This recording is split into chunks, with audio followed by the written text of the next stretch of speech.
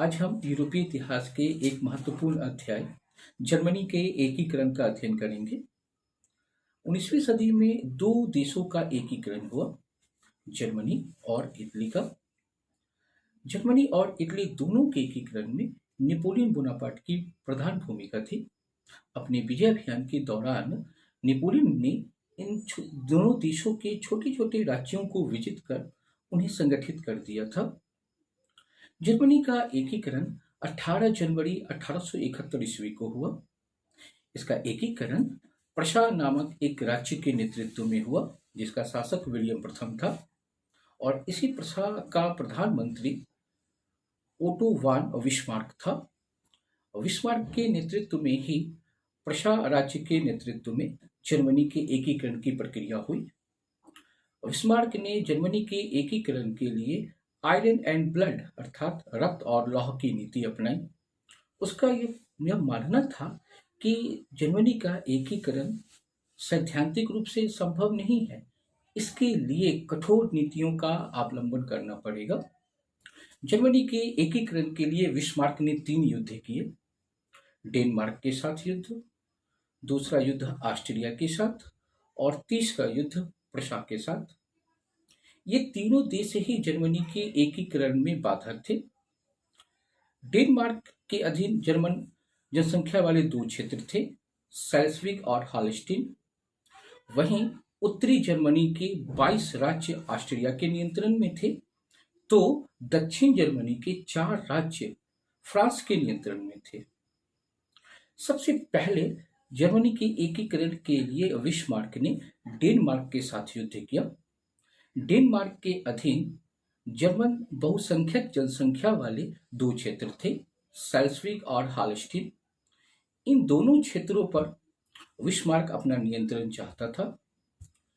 तो डेनमार्क के साथ युद्ध से पहले विस्मार्क ने ऑस्ट्रिया को अपने पक्ष में कर लिया और उसके साथ एक गुप्त संधि कर उसे भरोसा दिलाया कि युद्ध के बाद उसे हालस्टीन दे दिया जाएगा। 1864 ईस्वी में हालस्टीन और सेल्सविक के मुद्दे पर डेनमार्क के साथ युद्ध हुआ। इस युद्ध में ऑस्ट्रिया की सहायता से प्रशा ने डेनमार्क को पराजित कर दिया और इसके बाद 1865 ईस्वी की गैस्टिन संधि के द्वारा ऑस्ट्रिया को हालस्टीन का प्रदेश प्रदान कर दिया गया। यद्यपि गैस्टिन की संधि के द्वारा ऑस्ट्रिया को हालस्टीन का क्षेत्र दे दिया गया था, लेकिन भौगोलिक दृष्टिकोण से यह ऑस्ट्रिया से काफी दूर था और दूसरी ओर इस क्षेत्र में जर्मन जनसंख्या निवास कर रहे थे। अतः विस्मार्क ने एक कूटनीति के द्वारा ऑस्ट्रिया को अपने पक्ष में करने के लिए उसे यह प्रांत प्रदान कर दिया था और इसी मुद्दे पर उसने ऑस्ट्रिया के साथ दूसरा युद्ध किया। लेकिन विस्मार्क ने ऑस्ट्रिया के साथ युद्ध करने से पहले इंग्लैंड, फ्रांस और रूस को अपने पक्ष में मिला लिया और वचन दिया कि वे युद्ध में तटस्थ रहेंगे। ऑस्ट्रिया के साथ 1865 में युद्ध हुआ। इसमें सेडोवा के मैदान में निर्णायक लड़ाई हुई और ऑस्ट्रिया की पराजय हुई। 1866 ईस्वी में दोनों पक्षों के मध्य प्राग की संधि हुई और इस संधि के द्वारा हालस्टीन का क्षेत्र पुनः प्रशा को प्राप्त हुआ और उत्तर जर्मनी के जो 22 राज्य ऑस्ट्रिया के नियंत्रण में थे, वे सभी स्वतंत्र होकर प्रशा के नियंत्रण में आ गए। इस तरह एकीकरण के 2 महत्वपूर्ण चरण पूर्ण हो गए। अब दक्षिण जर्मनी के 4 राज्य बचे हुए थे, जो कि फ्रांस के नियंत्रण में थे। जब फ्रांस ने यह पाया कि विस्मार्क की शक्ति दिनों दिन बढ़ रही है और प्रशा शक्तिशाली हो रहा है, तो उसने उस पर नियंत्रण का प्रयास किया।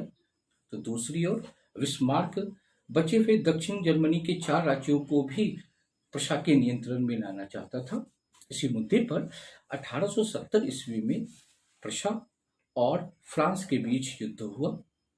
इस युद्ध में नेपोलियन तृतीय की पराजय हुई और 1871 ईस्वी की फ्रैंकफर्ट संधि के द्वारा दक्षिण जर्मनी के 4 राज्य प्रशा में मिल गए। इस प्रकार जर्मनी का एकीकरण पूर्ण हुआ और 18 जनवरी 1871 ईस्वी को अंतर्राष्ट्रीय मानचित्र पर एक नवीन शक्तिशाली राष्ट्र का उदय हुआ, जो जर्मनी के रूप में जाना गया, और इसका शासक विलियम प्रथम बना, जो कि प्रशा का शासक था, और इसके चांसलर के रूप में बिस्मार्क की नियुक्ति हुई। इस तरह विश्व में एक युगांतकारी परिवर्तन हुआ और एक शक्तिशाली राष्ट्र का उदय हुआ।